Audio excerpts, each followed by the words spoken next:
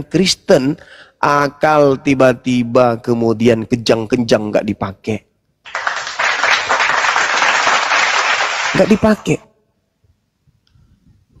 Nggak mungkin dipakai akalnya orang Kristen kalau sedang berada dalam posisi keimanan. Nggak mungkin. Kenapa? Karena agama Kristen itu tidak satu ruang lingkup dengan akal. Agama Kristen hanya bisa bisa dianut sama orang yang lihai mematikan akalnya dalam keadaan beragama. Bagaimana mungkin menyembah kepada sesamanya makhluk? Bagaimana mungkin percaya ada Tuhan datang mati dibunuh oleh manusia? Bagaimana mungkin percaya dosa-dosa yang ditumbalkan adalah manusia yang adalah Tuhannya sendiri? Itu mustahil. Kalau ada Tuhan menjadi manusia, maka ibunya juga Tuhan. Kenapa? Karena dia ibunya Tuhan. Sepupunya pun Tuhan. Kenapa? Karena dia sepupunya Tuhan. Tantenya pun Tuhan. Kenapa? Karena ponaannya adalah Tuhan. Coba, anak Tuhan adalah Tuhan. Tantenya Tuhan adalah Tuhan. Tidak mungkin ada kambing tantenya bom-bom. Bom-bom berkata, aku bangga jadi seorang manusia. Kenapa? Karena saya punya sepupu seekor sapi. Gak mungkin. Sepupunya bom-bom pasti manusia. Adiknya bom-bom pasti manusia. Bapaknya bom-bom pasti manusia. Begitu juga anak-anaknya bom-bom. Sepupunya, kakeknya, buyutnya pasti manusia. Ketika Yesus Anda katakan Tuhan, maka seluruh keluarganya adalah Tuhan. Ayo. Ente siapa? Yohanes. Sepupunya Tuhan. Mau kemana sepupunya Tuhan? Mau ke sana. Kok pincang? Bisul di pantat bang. Sepupunya Tuhan kok bisulan? Nggak ada itu konsep itu, nggak ada. Itu hanya dianut oleh ajaran pagan. Tuhan jadi manusia, Tuhan dibunuh manusia, Tuhan menebus dosa pakai darah manusia. Itu nggak ada. Ajaran siapa itu? Adakah Yesus mengajarkan itu? Enggak. Kecuali Kristus yang keluar dari kubur. Itu yang mengajarkan hal-hal aneh yang kemudian menggunakan atas nama Yesus. Saya kira begitu saudara Kaisa, lembutkan hatinya. Kami bukan menghina, kami hanya mendudukkan perkara merah-merah, hitam itu hitam, putih itu putih. Kalau misalnya yang saya sampaikan ini ada keliru, silakan dibantah. Kalau ada yang kemudian perlu diluruskan, silakan diluruskan. Suara saya memang begitu, keras, lantang, tegas, apalagi kalau berbincang dengan seorang wanita cantik seperti Bunda Rahma.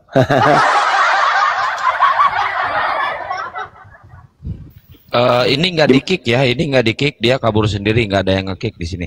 Dan mohon teman-teman Muslim batalkan permintaan naik ya, batalkan dulu, biar teman-teman Kristen dulu ini 2 slot yang naik. Moderator tolong dibantu dicentang karena HP Akang ini berat ini. Untuk scroll kalau banyak yang minta naik. Banyak banget ini yang minta naik. Yuk teman Kristen dulu yang naik. Tadinya pengen ngebenturin sesama ulama ini Gurunda kayaknya. Enggak, itu memang teman-teman kita dari yang mengatasnamakan diri mereka Wahabi, memang ada yang beranggapan seperti itu. Oh iya betul. Cuma tadi awalnya dia kan mau ini nikah sama Muslim. Awalnya itu kan yang bawa narasi itu dia. Iya, mudah-mudahan dengan penjelasan kita betul-betul dia mu'alaf dan menikah jadi seorang muslimah. Amin. Amin. Amin. Tapi Pak, ini ada saudari ini, Mbak David. Mbak David. Bukan Mbak, Gurunda, Tante. Oh, Tante David. Waalaikum. Adakah? Ketemu lagi. Iya. Ini nih Bang Cuma. Apa? Boleh bertanya? Boleh. Silakan Bang Hadi dijawab. 3 jawabannya. Oh 3 katanya Bang David. Pasang besok. Orang nggak nanya dia apa gitu.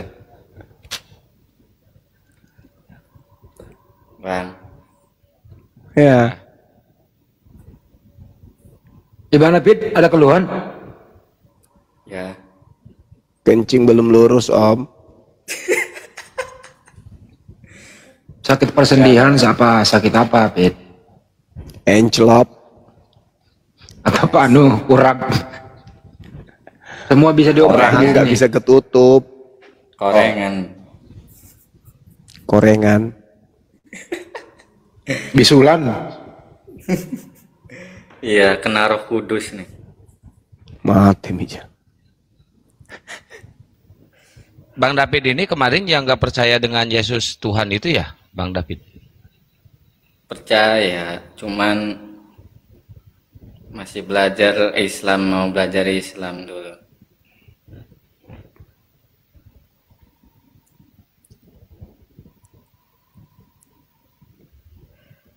Tanya aja Bang, tanya aja. Ya, kenapa gitu Allah itu menciptakan Nabi Isa itu tidak seperti sama Nabi Adam gitu, biar tidak jadi fitnah gitu kan, kalau dilahirkan tanpa ayah gitu. Ya itu aja.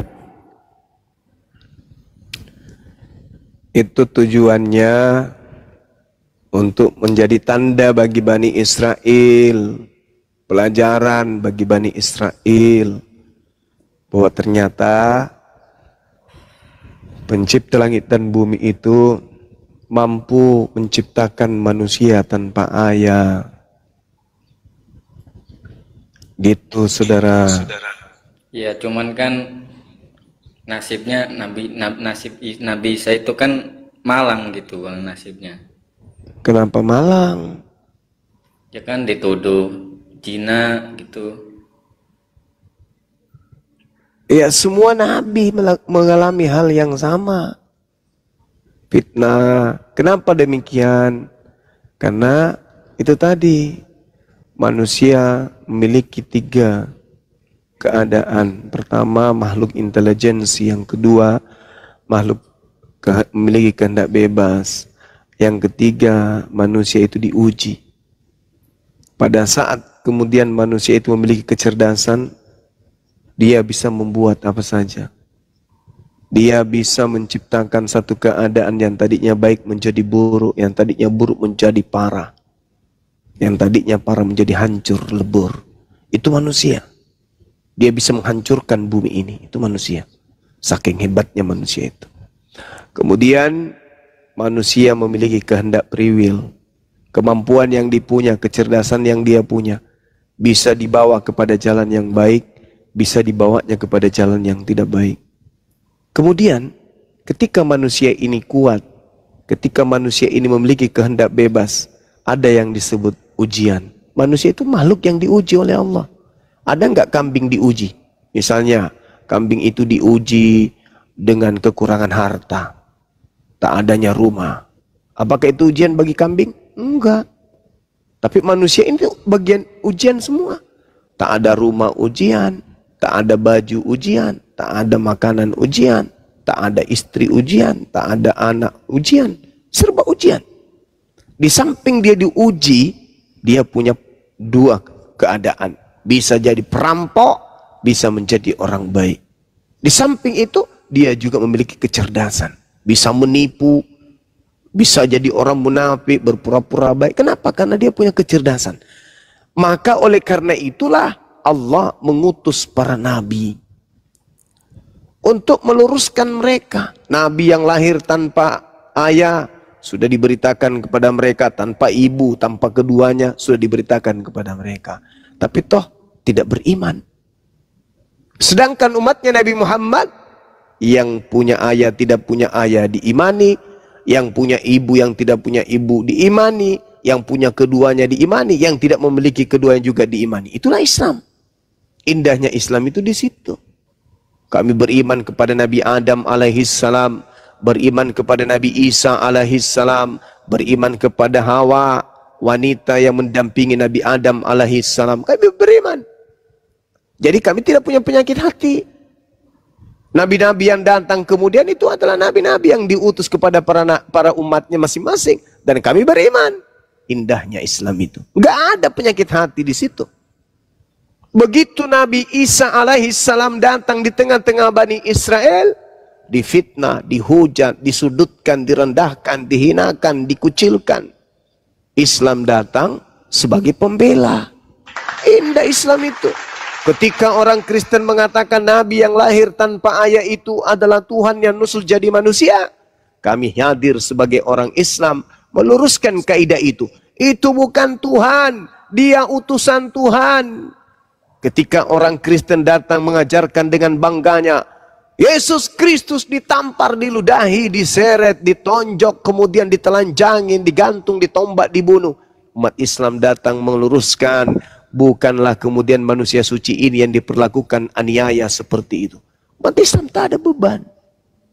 Karena sifatnya umat Islam ini hanya membersihkan apa yang menjadi pengingkaran orang-orang terhadap para utusan Tuhan. Itu indahnya Islam itu di situ.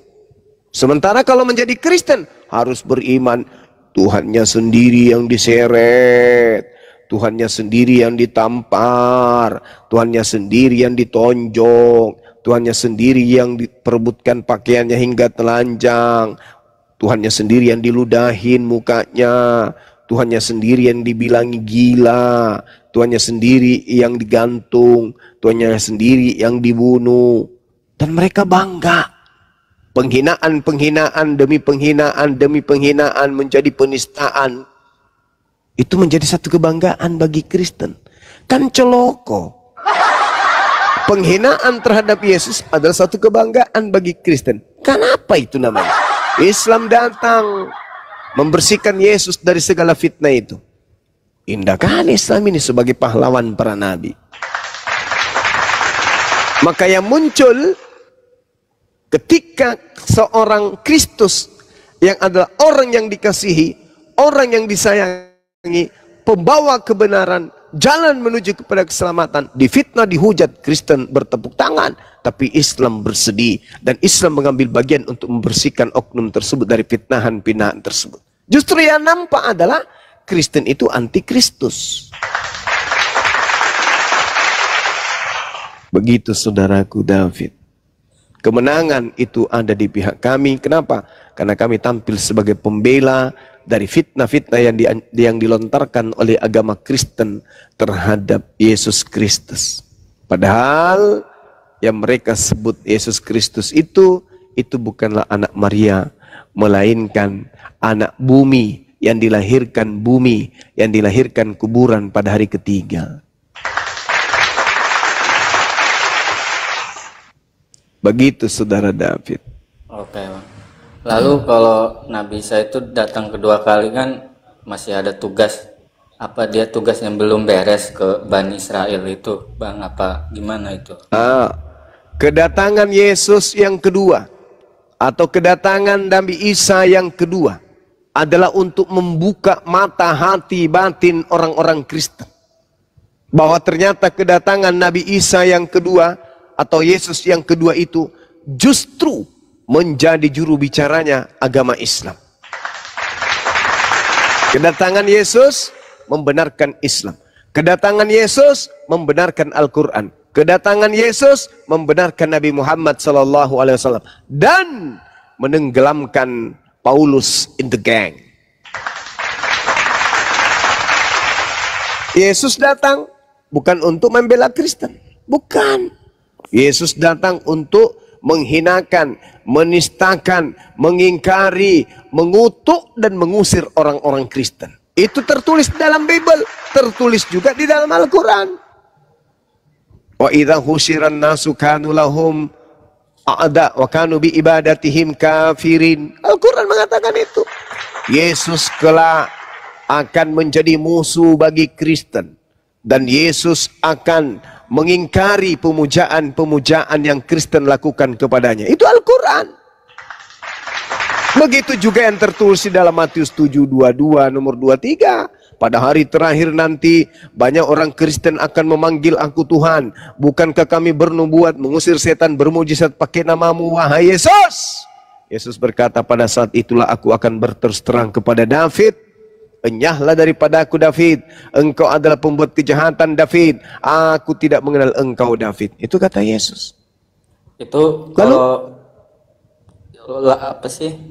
Itu bahasanya pada akhir zaman itu apa bahasa Aramaik gitu, Nabi Isa? Dia akan datang menggunakan bahasa di mana kaum itu ada. Misalnya dia ke Indonesia, sudah pasti bahasa Indonesia. Gak mungkin dia ngomong sendiri, tidak ada yang ngerti. Sedangkan orang kan banyak tuh Bang. Dari negara manapun gitu. Ya. Iya, makanya dia mengatakan apa? Di dalam Al-Quran dikatakan dalam surah As-Sukruf, kedatangannya adalah pertanda hari kiamat. Karena kedatangannya adalah pertanda hari kiamat, maka tidak ada manusia di atas muka bumi ini yang tidak akan melihat nanti Nabi Isa alaihissalam ketika dia datang. Orang yang sementara tidak sempat cebok ketika Nabi Isa sudah nampak di tengah langit. Orang yang kemudian hamil tidak memperhatikan lagi bayinya keluar dari rahimnya ketika Isa alaihissalam itu hadir. Itu jelas itu. Ya, kalau Nabi Isa itu menghakimi, katanya menghakimi Kristen, lalu gimana nasib agama lain gitu Bang? Apa dihakimi juga itu ketika Nabi Isa itu datang? Ketika Nabi Isa alaihissalam itu datang, beliau menjadi hakim. Hakim bagaimana? Dia akan menyatakan apa yang pernah diucapkan di hadapan kaumnya. Di mana itu tertulis? Al-Quran surah Ali Imran ayat 117, 16 sampai 117. Dia akan mengatakan itu. Aku hanya bersaksi kepada mereka selama aku berada di tengah-tengah mereka. Tapi setelah aku pergi, engkaulah yang mengawasi mereka. Karena engkaulah yang mengetahui segala sesuatu yang gaib. Yang aku katakan kepada mereka, sembahlah Tuhanku dan Tuhanmu. Aku tidak pernah mengatakan sesuatu yang bukan yang aku katakan. Tidak. Yang hakku aja yang kusampaikan kepada mereka. Dan itu juga dituangkan Yesus di dalam Matius 12 nomor 49 nomor 50. Makanya dia mengusir. Karena dia dituduh, dia difitnah mengatakan sesuatu yang tidak pernah ia katakan. Ma qultu lahum illa ma amartani bi ani ubudullah rabbi wa rabbakum. Aku hanya mengajarkan kepada muridku, sembahlah Allah Tuhanku dan Tuhanmu. Maka apakah umat Islam dihakimi? Ada urusan apa menghakimi umat Islam? Enggak. Umat Islam tidak dihakimi. Kenapa? Karena umat Islam bukan terdakwah. Kenapa umat Islam bukan terdakwah? Karena umat Islam tidak menuhankan Yesus. Apa buktinya? Matius 7 itu tadi. Bukan setiap orang yang memanggil aku Tuhan, Tuhan. Bukan setiap orang yang bermujizat pakai namaku, bernubuat pakai namaku, mengusir setan pakai namaku. Itu siapa tuh? Ya Kristen lah. Islam kagak. Islam tak ada pernah memanggil Yesus Tuhan, bernubuat, mengusir setan pakai nama Yesus, itu nggak ada. Berarti yang akan dihakimi ketika datang, ya umat Kristen. Karena umat Kristen inilah terdakwa. Berarti Islam, Hindu, Konghucu itu aman Bang? Aman. Kalau Islam aman, kalau yang lain enggak. Oh sama aja Bang? Iya. Kenapa? Kenapa tidak aman? Karena Yesus mengatakan di dalam Yohanes 17 nomor 3. Apa itu? Hidup kekal itu adalah mereka mengenal Engkau satu-satunya Tuhan yang benar. Dan mengenal Yesus yang Engkau utus. Hidup kekal itu mengenal Tuhannya Yesus sebagai satu-satunya Tuhan. Dan mengenal Yesus sebagai utusan Tuhan. Berarti kalau dalam kaidah bahasa Arab, la ilaha illa huwa wa Yesus Rasulullah. Itu iman kami umat Islam. Berarti kami mendapatkan hidup yang kekal. Hindu enggak, Buddha enggak, ateis enggak, Kristen juga kagak. Siapa yang mendudukkan Yesus sebatas utusan Tuhan? Yahudi kagak, Hindu kagak, Buddha kagak, ateis apalagi, Kristen kagak. Kenapa? Karena Kristen mengatakan di dalam mulutnya Yesus utusan Tuhan. Tapi lihat kalau hari Minggu, siapa yang mereka sembah? Yesus. Berarti mulut mengatakan Yesus itu adalah Rasul Tuhan, tapi prakteknya Yesus itu adalah Tuhan itu sendiri. Munafri. Orang-orang Kristen ini adalah orang-orang munafri. Kenapa? Mulut mengatakan Yesus adalah utusan Tuhan. Kita intip di gereja, Yesus Tuhanku, dimuliakanlah namamu. Panipen munafri. Katanya utusan disembah. Satu-satunya umat di atas muka bumi ini yang mendudukkan Yesus itu sebagai utusan Tuhan hanya Islam. Embeledak. Kristen, Yesus itu apa? Siapa? Utusan Tuhan, Bang. Tapi ada tapinya. Iya, tapi apa? Tetapi tetai rara. Maksudnya Yesus itu adalah Tuhan itu sendiri. Wah, offside. Yesusnya mengatakan dalam kesaksiannya Yohanes 5 nomor 36, ada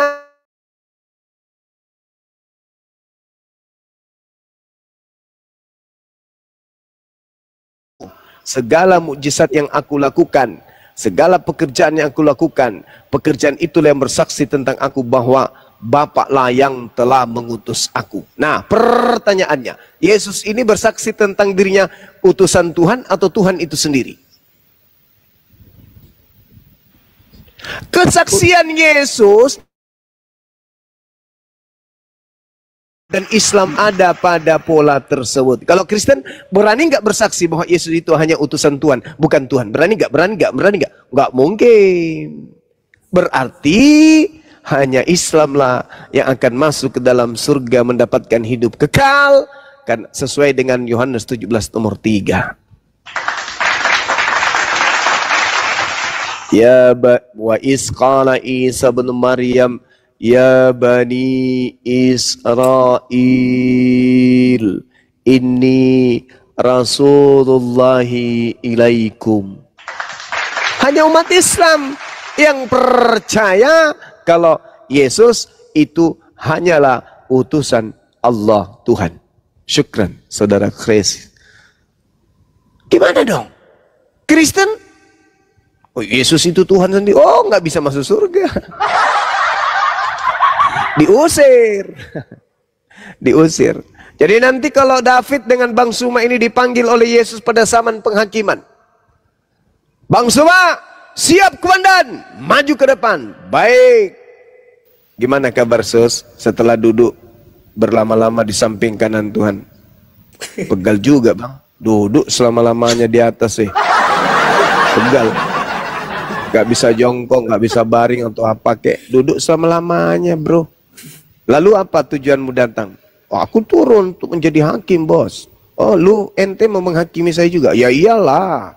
Nah gue tanya sama lu sekarang Bang Suma. Apa Sus? Lu kenapa nggak nyembah aku? Sorry gue bukan orang bahlul. Lu mengatakan hidup kekal itu adalah menjadikan diri lu apa? Dikenal sebagai apa? Tuhan atau utusan Tuhan? Ya juga sih. Aku mengatakan diriku utusan. Nah, gimana? Mantap gak Bang Suma? Oh mantap Bang Suma. Ente udah mantap. Kamu sudah mantap. Kamu udah ngajarin orang-orang untuk waras jangan gila permanen. Siang malam kau ngajarkan mereka, siang malam kau memuliakan aku. Mantap kali kau Bang Suma. Pantaslah kau paling ganteng di antara wanita yang ada di sini. Thank you Sus. Lu bagus jujur kali ini Yesus. Nah, lolos. Giliran David dipanggil. Fit. Iya paman, sini lo. Siap. Kenapa lu kakinya gitu jalannya? Enggak Bang. Soalnya saya pakai celana dalam bini nih agak longgar nih jadi dipegang pakai tangan kiri. Wah nggak bener lu. Dasar otak lu longgar. Lu kenapa nyembah gue pada saat lu di dunia? Ya iseng-iseng aja. Oh iseng-iseng? Iyalah. Kalau ke masjid nggak bisa. Aku ke masjid nggak cocok. Kenapa rupanya? Wanitanya di belakang. Orang menghadap ke depan semua laki batangan semua. Malas aku Bang. Kalau di gereja mah enak, pura-pura duduk paling belakang. Kenapa rupanya? Biar wanita pada maju ke depan, gue bisa lihat paha Yesus. Fit. Kebiasaan lu masa SD masih kau bawa-bawa sampai sekarang ya? Iya, Sus. Itu enak. Lalu kutanya samamu, kenapa lu nyembah gue? Siapa yang ngajarin lu? Hah? Siapa? Ya nggak ada yang ngajarin, Sus. Terus kenapa? Enak aja, di gereja enak, bro. Orang cuma dengar musik, joget-joget, udah begitu tersingkap pahanya si Keisa kadang-kadang. Makanya gue lebih suka gitu. Jadi gimana sekarang? Udah lu penyesat lu. Udah masuk neraka sana. Tega banget lu, Sus. Jangan dong, nggak ada. Pokoknya udah gue bilang hidup kekal itu adalah mengenal diriku sebagai utusan Tuhan dan Tuhanku satu-satunya tuh. Udah kau masuk neraka sana. Berapa lama, Sus? Sampai lu bisa bertelur dan menelurkan bom-bom keluar dari perut lu baru bisa keluar. Itu keadaan yang bakal saudara David alami kalau mati dalam keadaan Kristen. Itu fakta real. Pertama, hidup kekal mengenal Yesus Kristus utusan Tuhan. Ente udah kalah di situ. Yang kedua, orang yang memanggil Yesus akan diusir. Yesus mengatakan tak mengenal dia. Udah kalah pula situ. Belum lagi bermukjizat, mengusir setan, bernubuat pakai nama Yesus. Pokoknya David, lu paling neraka jahanam yang paling bawah deh. Pokoknya sekampung-kampungnya kampung. Lu pokoknya di neraka yang nggak ada di peta. Membusuk ente di sana. Kalau mati dalam keadaan menyembah Yesus Kristus, makhluk padang gurun itu. Gitu, Fit. Gimana, Fit? Mau ke neraka atau ke surga, Fit? Surga dong. Ya udah, ikuti aku. Asyhadu. Jangan gitulah, Bang. Ya, neraka. Neraka. Enggak lah, kayak gitu. Iya, neraka dong. Neraka. Bayangkan nih, tidak setiap orang pada hari terakhir nanti banyak orang berseru padaku, Tuhan, Tuhan, bukankah kami bernubuat mengusir setan, bermujizat pakai namamu? Apa kata Yesus? Pada hari itulah aku akan berterus terang kepada mereka, enyahlah daripadaku. Aku tidak mengenal kalian. Kalian semua adalah pembuat kejahatan. Pembuat kejahatan di dalam Matius 13 nomor 50 tempatnya di neraka jahanam. Ini belum Quran yang ngomong, masih Bible yang ngomong. Orang Kristen sudah di neraka, belum lagi Quran. Hancur mena. Jadi gimana? Sekali lagi, asyhadu. Itu kan penafsiran abang aja. Masolang generasi. Ya sudahlah saudaraku. Yang pasti saya ingin menghadiahkan ente satu dalil dalam ucapan Yesus dalam Yohanes 12 nomor 48. Apa kata Yesus? Barang siapa yang menolak aku, tidak menerima firmanku, dia sudah ada hakimnya, yaitu firman perkataan yang pernah aku ucapkan ketika aku hidup di tengah-tengah Bani Israel. Perkataan-perkataanku itulah yang kelak akan menjadi hakimnya di akhir zaman. Renungkan ucapan Yesus itu. Apakah layak Anda menjadi Kristen lalu mimpi surga, ataukah Kristen identik dengan penghuni neraka? Camkan itu oleh-oleh dari saya. Yohanes 8 nomor 48. Hendak kemanakah engkau pergi setelah engkau mati, wahai David, saudaraku? Renungkan ini. Saya kira begitu dari saya. Semoga apa yang saya sampaikan bisa menjadi edukasi bagi kita. Kalau ada kata-kata yang kurang berkenan, saya memaafkan saudara Keisa. Mudah-mudahan pada kesempatan yang lain kita bisa berjumpa kembali. Demikian. Silakan diambil alih. Saya bikin kopi campur masako dulu ya, teman-teman. Ya, Masya Allah. Keren banget. Ini Keisa mau apa lagi ini naik ke atas, Keisa? Bang Handi, ambil alih dulu Bang Handi. Saya bikin judul dulu. Bang Handi. Bang Handi. Oke, Bang. Saya turun dulu, Bang. Terima kasih. Ya, silakan, Bang. Assalamualaikum. Waalaikumsalam. Belum dulu, asyhadu dulu kalau assalamualaikum. Halo. Oke, akulah. Ya, di sini aja dulu. Emang mau kemana? Ya, Keisha. Ya udah, karepmu. Oke. Ya, Jadi terima kasih, Keisha Pak. monitor Keisha. Yuk, sama-sama. Hati-hati di jalan, keburu mati nanti nggak asyhadu ya. Oke, Keisha monitor Keisha. Nomor aku ada kan? Keisha. Kecil banget loh asli. Bisa nggak dideketin dikit gitu loh ngomongnya sama HP-nya? Ini udah paling dekat ini. Wah, nggak kedengeran sama sekali aku. Kesa, hidungnya deketin ke mulut. Udah dekat ini. Udah. Udah kedengeran kan? Baru itu agak lemah, kurang kenceng juga sih. Tapi nggak apa-apa, itu pun juga udah oke. Nah, Kalau tadi pertanyaannya, ya, halo? nanya lagi bisa kan? Ya masih kecil sih suaranya. Ya, karena tadi challenge-nya kan karena Keisha ada alasan tuh sama pasangannya mau nikah yang orang Muslim, ya kan? Iya. Lagi belajar kalau syahadatnya diterima. Gimana maksudnya? Mau syahadat sekarang?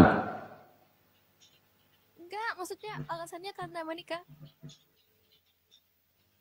Ya, kalau cuman alasannya untuk menikah, kemudian setelah menikah menyembah anak manusia lagi, ya ngapain?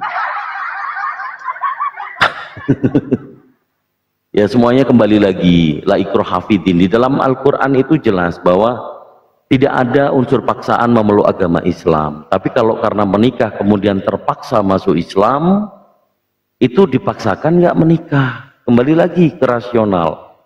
Tapi ada hal, ya, bahwa umat Islam itu selalu mengawali dengan berpikir kemudian menerima Islam. Dengarkan saya, Keisha. Bagaimana berakalnya? Yang pertama, menerima Al-Quran yang sering di-framing oleh saudara-saudara Kristiani. A'udzubillahi minasyaitonirrajim. Bismillahirrahmanirrahim. Dzalikal kitabu la raiba fihi hudzal lil muttaqin. Artinya, kitab Al-Quran ini tidak ada keraguan padanya. Petunjuk bagi mereka yang bertakwa. Jadi orang yang bertakwa meyakini Al-Quran ini tidak ada keraguan di dalamnya. Bagi siapapun yang ragu-ragu, Al-Quran juga sudah memberikan jawaban. Bismillahirrahmanirrahim. Wa in kuntum fi raibim mimma nazzalna ala abdina fa'tu bi surah